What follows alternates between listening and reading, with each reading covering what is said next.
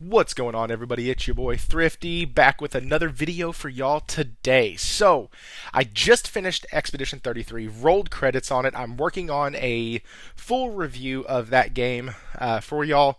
But in the meantime, you gotta ask the question, what's next?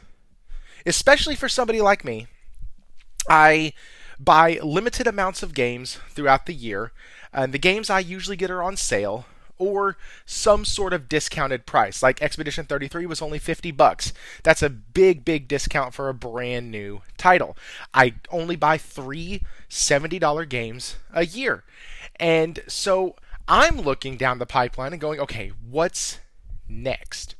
What's the next game to get hype? What's the next game that is going to come and take the gaming world by storm and take the gaming social media accounts by storm?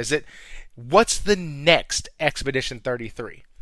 What's the next game that we get to look at and go, dang, that's the next GOTY? And guys, it's a game that's right around the corner. It's a game that comes out June 26th of this year. It's a game that people have been waiting for a long time. It is none other than Death Stranding 2.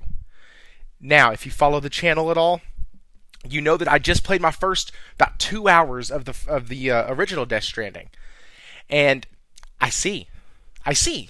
Like, I don't have all the answers. I don't have all the feedback from what I've put into the game, but I understand the hook. I understand the drama, the intrigue, the storytelling. I understand why people are so hyped to dive back in to a world and a story that keeps you on the edge of your seat. Even in the first 2 hours of the game, I had so many aha moments.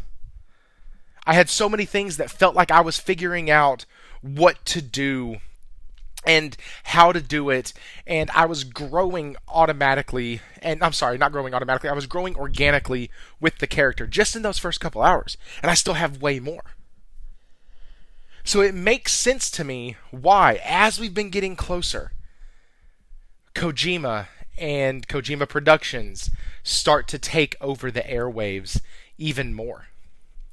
They start to show up more in your Twitter profiles, in your Blue Sky profiles. They start to show up more in your Discords. They start to show up more in gaming articles and in YouTube videos, because this hype train for Kojima Productions is building around us. It's no surprise that for some people, this game is their game of the generation. Speaking of that, if you're hyped about Death Stranding, let me know down in the comments below. While you're down there, you can hit that like button, subscribe. As I said, I am streaming Death Stranding currently, so if you want to come catch that, hit the bell notification. That way you never miss a thing.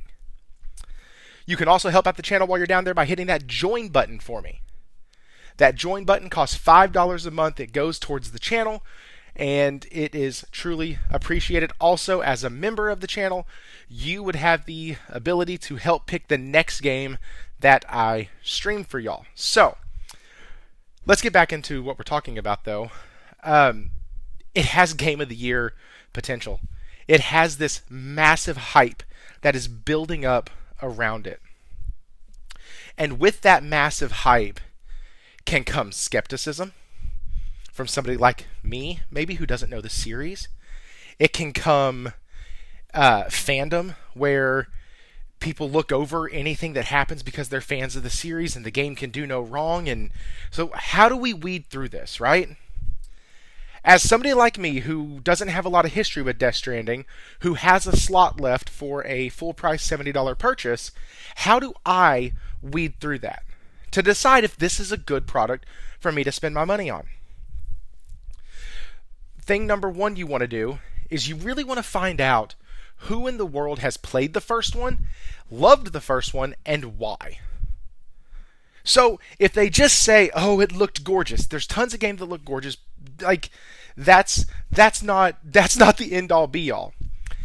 Also, you really want to look for the person who can give critiques, right? So if they've played the game, can they be objective about the game?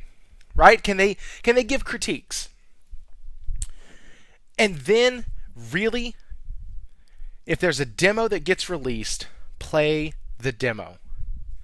I have had demos before that have steered me away from games, and I have had demos that have steered me towards games. So those are just a few quick things that you can do. A few quick advice points as the hype train builds, as oh my gosh, it's Kojima Productions, and as we get closer, as FOMO starts to set in, as that act of oh my gosh, am I missing out on the best thing that has happened to gaming this year? Am I missing out on a Game of the Year contender? Is that FOMO going to take me over? As you get closer, you're going to have to tune that out a little bit. If you're somebody who doesn't necessarily know if they like the game, and if there's not a demo, absolutely wait for reviews. Don't get wrapped up in the hype. Now, if you're somebody who's played the first one, loved the first one, by all means, I gotta see it. I want to hear from you. I want you to scream it from the rooftops that this game is your game and you are excited about it, because let's be honest, once the third Final Fantasy VII game comes out in the remake trilogy, I am going to be shouting that dang thing from the rooftops. And it makes me excited to see when others are excited about the games that they want to play. Also, let me know, do you think I should pick this thing up day one? Do you think the hype is real? Have you played Death Stranding 1? Have you not? Did you skip it, but Death Stranding 2 has you excited? Let me know why down in the comments. Guys, this is something that you can feel all around us. It's coming, and it's close. We have about a month before some people get their hands on their game of the generation. If you don't like Kojima, if you don't like what his games are about or the way he does stuff, you don't have to crap on the game just to make yourself seem smart or feel better. Like, just because a game isn't for you doesn't mean that it's a bad game, right? There's a ton of games that I don't like, but that doesn't make them bad titles. So as I'm getting out of here, I just want to give that caution to people who seem to always want to have that negative opinion about games, even games that are good, that score well, that review well, that do well in the commercial aspect and in the player aspect. Like, you don't need to absolutely crap on a game just because it's not for you. Greatest example I have of that in my own gaming life is Last of Us Part 2. Super polarizing. I can't stand the story of that game, but in my review, I believe I still gave it an 8 out of 10. Because the game is awesome on every other front. That game is a game I'll probably never play again. It wasn't for me. I didn't like the story at all. But to sit and look at people and go, that game sucked, is a bold-faced lie, and I'm letting my bias get in the way. So don't let that happen here. Don't get into these stupid arguments over this game is sucky or this game is bad or blah blah blah. Kojima puts too much junk in his writing and it's so dang confusing and how can you keep up with it? Blah blah blah. Like, just be excited for your fellow gamer. And as this hype train builds, as it starts to pull into the station, as it were, you will be able to enjoy seeing others enjoy this game and this title. I am so hyped for this, guys. I'm so hyped for the season we're entering, where we are getting to look at a game of the generation. And I can almost, without a shadow of a doubt, guarantee you that this game, Death Stranding 2 on the beach, will be sitting right next to Expedition 33 on that podium for Game of the Year. It's a foregone conclusion. You can quote me on it.